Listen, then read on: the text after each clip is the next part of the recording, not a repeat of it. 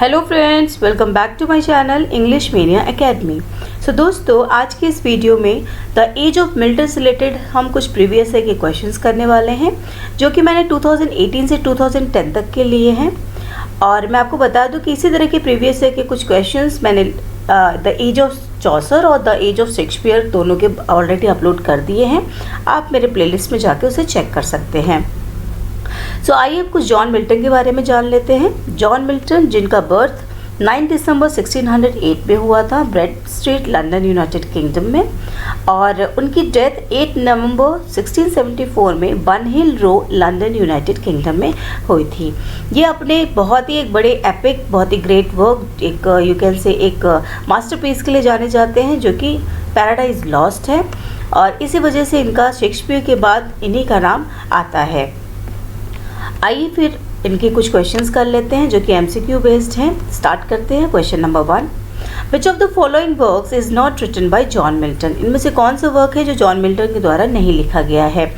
Of Education, Areopagitica and on Shakespeare, ये तीनों work जो है ये जॉन मिल्टन ने लिखे हैं।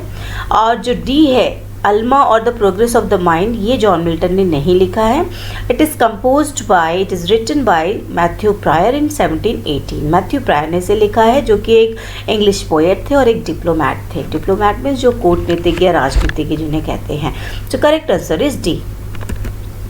Second, which of the following statements is incorrect with the reference to John Milton? इनमें से कौन सा स्टेटमेंट है जो कि इनकरेक्ट है जॉन मिल्टन के विषय में? ठीक है, देखते हैं। इन 1671 Milton issued his last volume of poetry which contained paradise regain and Samson agonist. एकदम करेक्ट है, क्योंकि 1671 में मिल्टन की लास्ट वॉल्यूम आई थी पोएट्री की, जिसमें कि पैराडाइज रीगेन और सैमसन एगोनिस्ट ये दोनों साथ ही में प्रिंट हुए थे, साथ ही में आए थे। ठीक है, बी देख लेते हैं। Paradise Regained is briefer and poorer than Paradise Lost. Yes, Paradise Regained जो है वो पोरर है, ब्रीफर है, क्योंकि जहाँ पे पैराडाइज लॉस्ट जो है वो 12 बुक्स में पब्लिश हुई थी, उसमें 10,000 से भी ज़्यादा लाइन्स है। वहीं अगर पैराडाइज रीगेन को देखें तो वो सिर्फ 4 बुक्स में है और 2065 के आसपास कुछ उसमें लाइन्स हैं। पैराडाइज लॉस्ट की भी जो स्टोरी है वो बहुत ही यूनिक और काफ़ी फेमस हुई है। और पैराडाइज रीगेन उसके बाद का उनका वर्क है, जो कि इतना फेमस नहीं है। तो ये जो है एक तरह से ब्रीफर एंड पोरर है in the sense of its book and lines also. ठीक है, ये करेक्ट है ये भी। C, Samson Agonistes in form has no unity of time, place and action. यहाँ पे बताया है कि इनके स्टोरी में, इस प्ले में कोई यूनिटी नहीं था, यूनिटी ऑफ टाइम नहीं था, यूनिटी ऑफ प्लेस नहीं था, यूनिटी ऑफ एक्शन नहीं था। दोस्तों, मैं आपको बता दूँ यूनिटी ऑफ टाइम क्या होता है। ऐसा प्ले जिसमें कि 24 आवर्स से ज़्यादा ना हो, means that play should not be more than 24 hours. ठीक है। यूनिटी ऑफ प्लेस का मतलब हुआ it should cover a single physical space, एक ही सिंगल फिजिकल स्पेस पे वो पूरी प्ले होना चाहिए। और यूनिटी ऑफ एक्शन का मतलब है that the play should have one main action. तो इसमें मेन एक्शन भी था, एक ज़्यादा प्लेसेस भी नहीं थे, एक पर्टिकुलर प्लेस में ही वो सारी चीज़ें दिखाई गई थी, और यूनिटी ऑफ टाइम भी उसमें था। ये चीज़ करेक्ट है। तो यहाँ पे नो लिखा हुआ है, तो अगर नो लिखा है तो ये हमारा इनकरेक्ट आंसर हमें यहाँ पे मिल गया है। ये हमारा सी करेक्ट आंसर हो जाएगा। Answer of 2 is C. D देखते हैं। डी क्या है? Lycidas has the colour and music of the best Spenserian works. Yes, मैं आपको बता दूं कि जो जॉन मिल्टन के वर्क्स हैं उस पर स्पेंसर का असर दिखता है, उनका काफ़ी you can say influence reflect होता है, दिखाई देता है।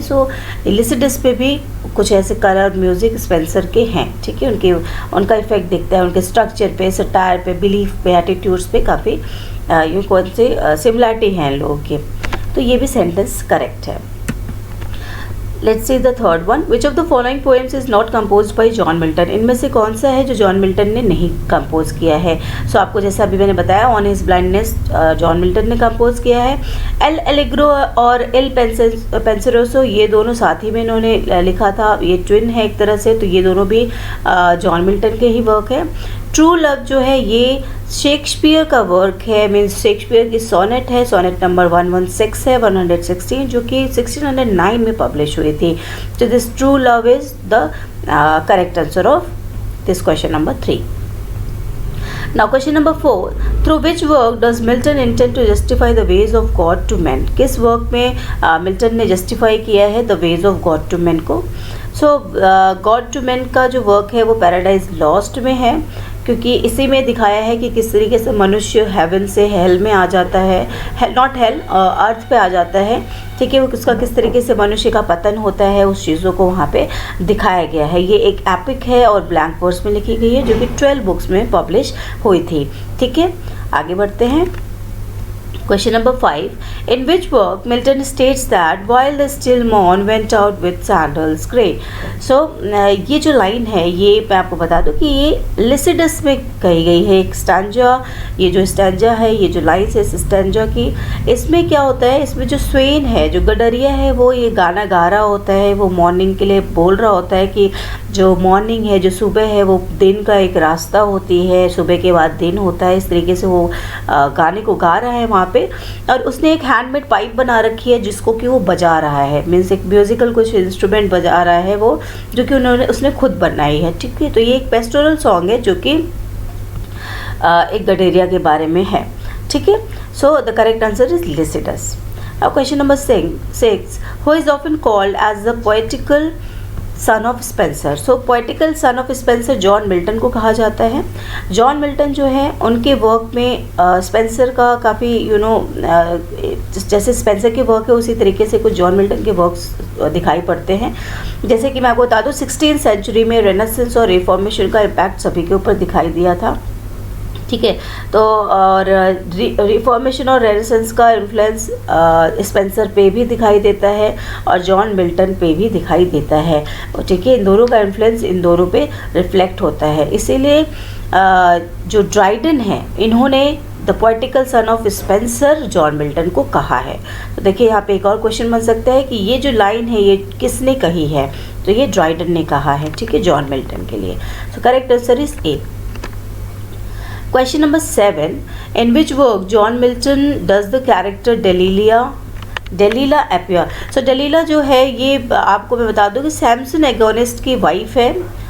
उस स्टोरी में उसकी वाइफ थी और एक फ़िलिस्तीन थी जो कि सैमसन एगोनिस्ट की पावर जानने के बाद, उसकी पावर की सीक्रेट जानने के बाद उसे धोखा देती है और उसे जेल में डलवा देती है। उसके बाद की जो स्टोरी है पूरी ट्विस्ट हो जाती है ना, वहाँ से ट्विस्ट स्टार्ट होता है। तो ये एक तरह से मेन कैरेक्टर है इस स्टोरी की। सो correct answer is Samson agonist.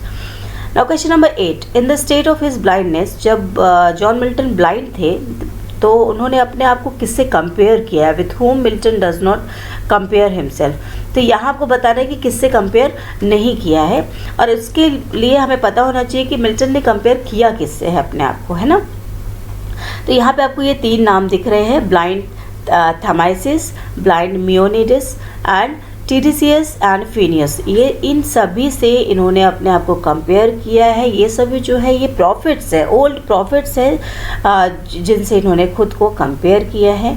और जब ये अंधे हो गए थे तब इन्होंने इनका एक गॉड के साथ एक अलग ही रिलेशनशिप हो गया था, एक कॉम्प्लिकेटेड रिलेशनशिप हो गया था, क्योंकि ये एज ऑफ 48 था इनका, जो कि 1655 में ये 48 की एज में अंधे हो गए थे। तो ये एज नहीं थी उनकी अंधे होने की, उन्हें बहुत सारा वर्क करना था, उनकी बहुत इच्छा थी। तो इस तरीके का उनके अंदर जो फीलिंग्स थी, जो सब यू कैन से जो उनका ग्रीफ था, उन सब की वजह से ये अपने आप को इन प्रॉफिट से कंपेयर करते थे, ठीक है। तो हमें यहाँ बताना है कि किससे कंपेयर नहीं करते थे, तो Lycidas is the correct answer here, okay, D. Now question number 9. In the opening invocation of the Paradise Lost, Oreb refers to. जब Paradise Lost स्टार्ट हो रहा था तो वहाँ पे एक ओपनिंग इन्वोकेशन हुआ था। ओपनिंग लाइन में एक इन्वोकेशन है। इन्वोकेशन मतलब होता है आह्वान करना। सो मोस्टली सॉन्ग जब पोइट्री स्टार्ट होती है तो वहाँ पे आह्वान किया जाता है किसी गॉड या गॉडेस का। तो यहाँ पे ओरेब कहा गया है। तो यहाँ ओरेब किसको कहा गया है? ये माउंटेन होरेब के लिए यूज़ किया गया है। देखिए ओरेब या सिनाई भी आ सकता है क्वेश्चन में, तो सिनाई या ओरेब कुछ भी आता है, तो माउंटेन होरेब भी इसका करेक्ट आंसर होगा, क्योंकि माउंटेन होरेब जो है वो हेवनली म्यूज को रिप्रेजेंट करता है, ठीक है। So correct answer is mountain Horeb. Now question number 10. Sky lowered and muttering thunder, some sad drops wept at completing of the mortal sin. आप यहाँ पे सेंटेंस से भी आप समझ सकते हो कि सिन की बात है ना. स्काई काफ़ी थंडरिंग हो रहे हैं, थंडर कर रहे हैं, ड्रॉप्स हो रहे हैं, बारिश होने लग रही है, काफ़ी अलग ही सा सीन हो रहा है जैसे किसी ने बहुत बड़ा पाप कर दिया. तो इस तरीके का जो सीन हुआ था वो किस में हुआ था? पैराडाइज लॉस्ट में हुआ था. यस, जबकि जब एडम और ईव ने वो फ्रूट खा लिया था जो कि प्रोहिबिटेड था, जो जिसे कि मना किया गया था, तब ये इस तरीके का सीन आता है. और एक तरह से स्काई रो रही है यहाँ पे इंसानों की तरह, और इस तरीके से यहाँ पे शो किया जा रहा है कि जो एक ये जो ऑब्जेक्ट है, नॉन लिविंग थिंग है, वो एक तरह से ह्यूमन की तरह बिहेव कर रहे हैं ना. तो यहाँ पे हम ये भी कह सकते हैं कि ये जो हमारा फिगर ऑफ स्पीच है यहाँ पे पर्सोनिफिकेशन शो कर रहा है ना, पर्सोनिफिकेशन है यहाँ पे. ओके, सो यहाँ पे क्या है, एक तरह से ये जो लाइन्स हैं ये कहाँ से ली गई हैं? पैराडाइज लॉस्ट से ली गई हैं. Okay, so correct answer is B.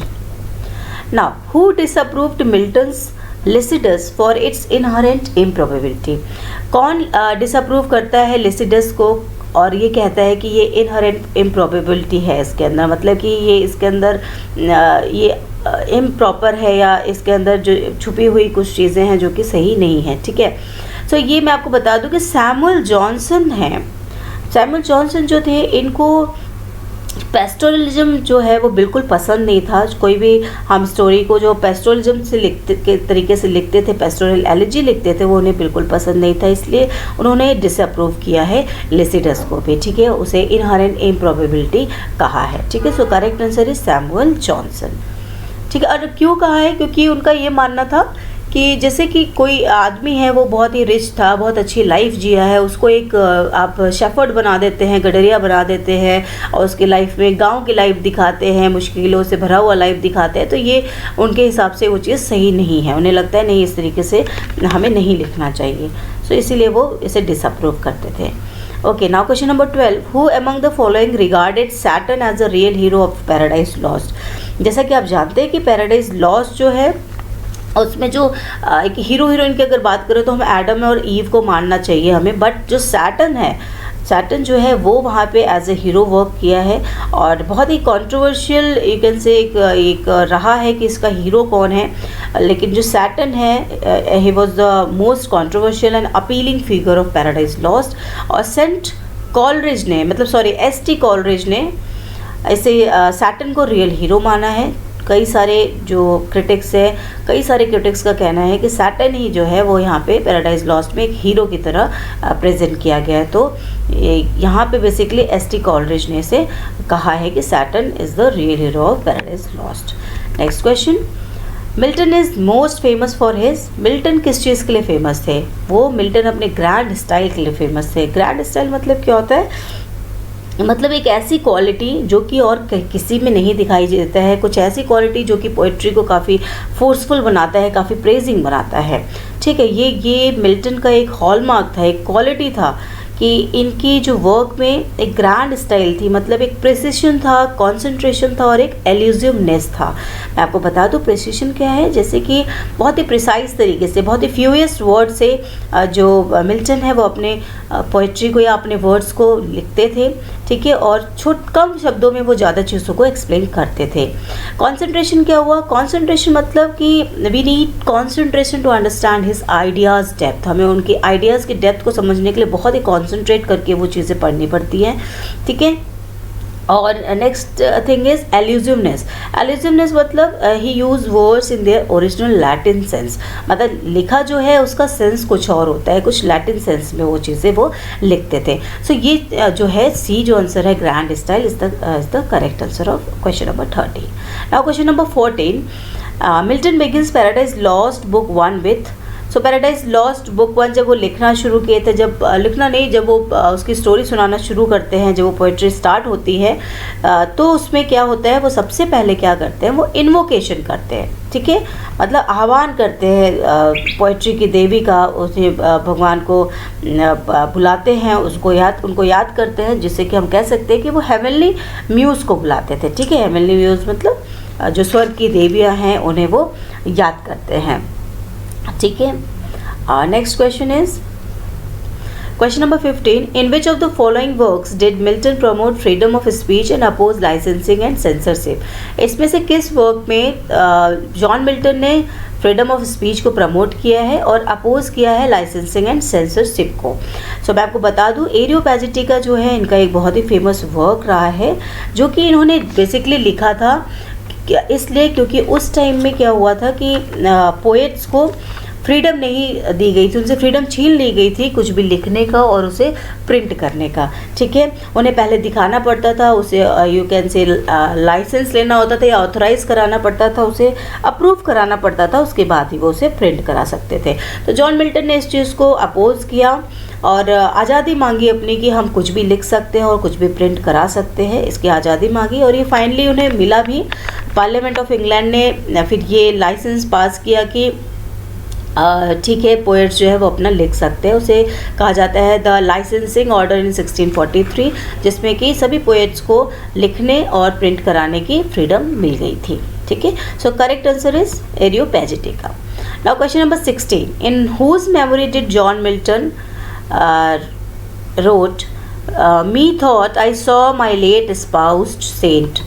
तो यहाँ स्पाउस की बात हो रही है, तो मैं आपको बता दूँ ये किस स्पाउस के लिए था। ये कैथरीन वुडकॉक के लिए इन्होंने लिखा था जब उनकी डेथ हो गई थी। कैथरीन वुडकॉक जो है वो उनकी सेकेंड वाइफ थी एंड डाइड इन 1657 और इनकी जो फर्स्ट वाइफ थी वो है मैरी पॉवेल थी। ठीक है, और ये एक सोनेट इन्होंने लिखा था इनकी डेथ पे। ओके, नेक्स्ट देखते हैं question number 17, when the assault was intended the city is a sonnet written by। तो when the assault was intended the city, ये किसने लिखा है, कौन सा सोनेट, ये सोनेट किसने लिखा है? तो ये सोनेट जो है जॉन मिल्टन ने लिखा है। ये सोनेट जो है ये आयम्बिक पेंटामीटर में लिखा है। इसकी राइमिंग स्कीम भी कुछ अब्बा अब्बा DEDCDE में है। ठीक है, और ये जो पोएम जो लिखा गया है ये किस लिए लिखा गया है? क्योंकि देखिए जब वहाँ पे वॉर चल रहा था उस टाइम पे, चार्ल्स वन से बचने के लिए, प्रोटेक्ट करने के लिए पोएट्स को, स्पेशली जो पोएट्स जो थे वो ये सोचते थे कि हमारा लड़ाई से कुछ भी लेना देना नहीं है तो हमें क्यों मारा जाता है। तो पोएट जो है अपनी प्रोटेक्शन के लिए ये चीज़, ये जो पोएम है, ये जो सोनेट है उसे लिख के अपने घर के बाहर टांग देते थे। ठीक है, जब युद्ध होने की संभावना होती थी तो इस तरीके का वो लोग लिख के बाहर टांग देते थे। और इसका ये जो सोनेट है इसका ओरिजिनल टाइटल क्या है? इसका ओरिजिनल टाइटल है on his door when the city expected N assault. ये इसका ओरिजिनल टाइटल था। ठीक है, नेक्स्ट देख लेते हैं question number 18, from which book has it been taken to be weak is miserable doing और सफरिंग। सो ये किससे लाइन ली गई है? ये लाइन मैं आपको बता दूं कि ये सैटन की लाइन है, सैटन ने ये लाइन बोली है। ठीक है, और ये पैराडाइज लॉस्ट से ली गई है। इसमें सैटन कहता है कि यू कैन से कि हेवन में उन लोगों को सर्व करने से अच्छा है कि मैं हेल का राजा बन के रहूं, है ना, कुछ इस तरीके की लाइन मतलब मीनिंग है इसकी। और ये जो लाइन्स है ओके ठीक है, करेक्ट आंसर हमारा पैराडाइज लॉस्ट होगा। ठीक है, ये पैराडाइज लॉस्ट जो है वो ब्लैंक वर्ड्स में लिखा गया है। ठीक है, और जॉन मिल्टन ने लिखा है। Okay, next is question number 19, on the morning of Christ nativity is a. ये जो on the morning of Christ nativity है ये क्या है? ये एक ओड है। ठीक है, ये क्या है? ये एक ओड है जिसे कि जॉन मिल्टन ने 1629 में लिखा है और पब्लिश हुआ है 1645 में। ठीक है, ये एक अप्रेंटाइज वर्क है, मीन्स एक अर्ली वर्क रहा है जॉन मिल्टन का। और इसमें पोएम में क्राइस्ट इनकारनेशन को दिखाया गया, उसके बारे में बताया गया है। जो जीसस क्राइस्ट का अवतरण हो रहा था, अवतार हो रहा था, उसके बारे में इसमें पूरी स्टोरी, पूरी चीज़ें बताई गई हैं। ठीक है, so it is an ode. Now question number 20, Milton's Paradise Lost. अब इसमें बताना है कि कौन सा स्टेटमेंट इसमें करेक्ट होगा। Milton's Paradise Lost has no trace of personal element. ऐसा कुछ नहीं है, इसमें पर्सनल एलिमेंट है, दिखाई दिया है। Next is notable for its autobiographical passages. Yes, autobiographical passages क्यों बताया है? क्योंकि सी ये जो पैराडाइज लॉस्ट एक रिलीजियस वर्क है और ये कई तरीके से ऑटोबायोग्राफी बताती है जॉन मिल्टन की। ठीक है, और उसकी जो आप थीम देखें, स्टाइल देखें, पैराडाइज लॉस्ट की चाहे थीम हो चाहे स्टाइल हो, वो एक्सप्रेस करती है जॉन मिल्टन की पर्सनैलिटी को, उनके थॉट्स को, उनकी लर्निंग्स को, उनकी मॉरल को, उनके पॉलिटिकल एंड रिलीजियस आउटलुक को वो वहाँ पे शो करती है, दिखाती है। उनके जो ग्रीफ है, उनके सफरिंग से सब कुछ हमें इस पैराडाइज लॉस्ट में देखने को मिलता है। सो ये करेक्ट आंसर है। Milton's Paradise lost is notable for its autobiographical passages. ये नहीं, ये कोई तो ऑब्जेक्टिव नहीं है और ऐसा नहीं है कि ऊपर की कोई भी क्वालिटीज इसमें नहीं है ना। हमारा आंसर बी है। So correct answer is B. Now question number 21, who is the hero of Paradise Lost. So दोस्तों, जैसे कि अभी हमने पीछे पढ़ा था कि सैटर्न को बोला जाता है पैराडाइज लॉस्ट का हीरो। सो यहाँ पे करेक्ट आंसर हमारा क्या होगा, सैटर्न, है ना, क्योंकि ये एक प्रोटागोनिस्ट था, ठीक है। और मेजॉरिटी ऑफ क्रिटिक्स ने कहा है कि सैटर्न ही इस एपिक का हीरो है, ठीक है।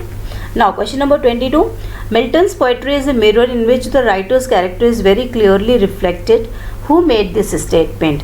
सो ये जो पोएट्री किसने कहा है कि मिल्टन की जो पोएट्री होती है एक मिरर है जिसमें कि राइटर्स के कैरेक्टर क्लियरली रिफ्लेक्ट होते हैं, मतलब उसके खुद का मिल्टन का कैरेक्टर वहाँ पे दिखाई देता है। सो ये हमारे मार्क पैटिसन है, जिन्हें यहाँ पैटिसन लिखा हुआ है, मार्क पैटिसन है जिन्होंने ये लाइन कही है, ये स्टेटमेंट कहा है। Next is the as of Milton has 3 kinds of poets. देखिए, एज ऑफ मिल्टन में 3 तरह के पोएट रहे हैं। कौन कौन से मैं आपको बता देती हूँ। Like metaphysical, cavalier and Puritan, ये 3 तरह के पोएट्स उस टाइम ज़्यादा फेमस हुए थे, 3 तरह के फेमस पोएट्स थे। तो मैं आपको बता दूँ मेटाफिजिकल क्या होता है। Metaphysical refers about problems of the world. ऐसे पोएट्स जो कि वर्ल्ड की प्रॉब्लम से रिलेटेड लिखते थे, ठीक है, उनके जो वर्क्स होते थे वर्ल्ड से रिलेटेड होते थे। कैवेलियर कौन थे, ओके, मेटाफिजिकल के एक बेस्ट एग्जांपल मैं देती हूँ, जॉन डन थे जो कि फेमस पोएट थे और इस तरह की पोएट्री लिखते थे, ठीक है। कैवेलरी कौन थे, कैवेलियर कौन थे, कैवेलियर वो थे जो कि राजा के साइड होते थे, ठीक है, जो प्यूरिटन पार्लियामेंट के खिलाफ थे, उसे नहीं मानते थे। और उसमें बेस्ट एग्जांपल है बेन जॉनसन, ठीक है। प्यूरिटन कौन थे, एक ऐसे पोएट थे जो कि मोनार्की को सपोर्ट नहीं करते थे, ठीक है, और वो पार्लियामेंट को सपोर्ट करते थे, ठीक है। मोनार्की मीन्स चाहते थे कि वो राजा चले जाए, राजा का जो सिस्टम है वो हट जाए और पार्लियामेंट आ जाए, ठीक है। सो ये 3 तरह के पोएट थे और प्यूरिटन में हमारे जॉन मिल्टन है, बेस्ट एग्जाम्पल है, ठीक है। सो ये 3 तरह के पोएट्स हमारे जॉन मिल्टन के एज में आए थे, ठीक है। Now, question number 24, which of the following is a mask written by Milton? So दोस्तों, जो मास्क है, मास्क का मतलब होता है पार्टी या सेलिब्रेशन, ठीक है। और इसमें से कौन सा मास्क है जो कि जॉन मिल्टन ने लिखा है। सो कॉमस जो है ये एक फेमस मास्क है जो कि जॉन मिल्टन ने लिखा है। इसे प्रेजेंट किया था एक सेलिब्रेशन में जो जब जॉन एगर्टन है उन्हें लॉर्ड प्रेसिडेंट ऑफ वेल्स बना दिया गया था, तब ये कॉमस ये ड्रामा उन्होंने वहाँ पे प्रेजेंट किया था, ये मास्क वहाँ पे उन्होंने प्रेजेंट किया था, ठीक है, जिसका फुल नेम क्या था, A Mask presented at Ludlow Castle 1634, ठीक है। तो ये इसका फुल नेम था, ठीक है। ये एंटरटेनमेंट के लिए एक ड्रामेटिक एंटरटेनमेंट है और पहले तो ये कॉमर्स जो है एनॉनिमसली ही इसे प्रिंट कराया गया था, ठीक है, मीन्स कि उसमें कोई नाम नहीं दिया गया था कि किसने इसे लिखा है। बाद में ये मिल्टन के कलेक्शंस में से ऐड कर दिया गया था, ठीक है। सो कॉमर्स क्या है, कॉमर्स एक वो है 4 भाइयों और एक बहन की स्टोरी है, ठीक है। जो कॉमर्स है उसने उसे पकड़ लिया था और सेड्यूस करना चाह रहा था, इस तरीके की स्टोरी है, ठीक है। आगे बढ़ते हैं। Question number 25, Samson Agonistes shows Milton's desire to bring over into English. So जो सैमसन एगोनिस्ट के थ्रू मिल्टन क्या लाना चाहते थे इंग्लिश में, क्या उन्होंने लाना चाहा है, क्या बताना चाहा है, तो मैं आपको बता दूं कि इसका आंसर है the gravity and calm dignity of Greek tragedies. सो जो जॉन मिल्टन है उन्होंने ये एक पहले तो मैं बता दूं कि जो सैमसन एगोनिस्ट है ये एक क्लोसेट ड्रामा है, ठीक है, जो कि ग्रीक मॉडल को से लिया गया है। सैमसन जो है वो एक चैम्पियन है, एक रेसलर है, जो कि एक यू कैन से एक बाइबल फिगर है, ठीक है, बुक ऑफ चर्चेस से लिया गया एक बाइबल फिगर है, एक बाइबल के हीरो हैं, जिसका मतलब है कि द चैम्पियन और the wrestler. Greek tragedy is the form of theatre from ancient Greece, ठीक है। एंशियंट ग्रीस पीरियड से ही वो ग्रीक ट्रेजेडी जो है एक फॉर्म है एक थिएटर का, किस तरीके से वहाँ पे प्रेजेंट होता था। बट सैमसन एगोनिस्ट जो है ये क्लोसेट ड्रामा है, जिसका मतलब है कि ये सिर्फ स्टेज पे परफॉर्म मतलब नहीं किया जाएगा, इससे ज़्यादा ये रीडिंग के लिए सूटेबल है। स्टेज परफॉर्मेंस से ज़्यादा ये रीडिंग के लिए सूटेबल होता है, ठीक है। रीडिंग करने के लिए वो उन्होंने बनाया था, ना कि स्टेज पे परफॉर्म करने के लिए। तो इसमें इन्होंने कुछ ग्रीक ट्रेजेडीज़ का असर लाने की कोशिश की है, ठीक है। Okay, so the correct answer is the gravity and calm dignity of Greek tragedies. Now दोस्तों, ये क्वेश्चन एक मैं आप लोगों के लिए लाई हूँ, जो कि आपको मुझे कमेंट बॉक्स में लिख के आंसर करना है। देखते हैं आप लोग कर पाते हैं कि नहीं। L Allegro and Il Penseroso means, इसका मतलब क्या है? इन दोनों जो ये दोनों इनका पोइट्री है, इसका मतलब क्या है? The blind man and the happy man, the desperate man and the pensive man, the joyous man and the meditative man, the philosopher and the stalwart. ये इनमें से कौन सा इसका आंसर करेक्ट है? क्योंकि ये भी ऑलरेडी प्रीवियस ईयर में आया हुआ है, तो आप इसका आंसर मुझे करेंगे। I am waiting for that. And yes, I hope आपको वीडियो पसंद आया होगा। And really if you liked my video then please like, share and subscribe my channel. Thank you so much for watching. Happy watching.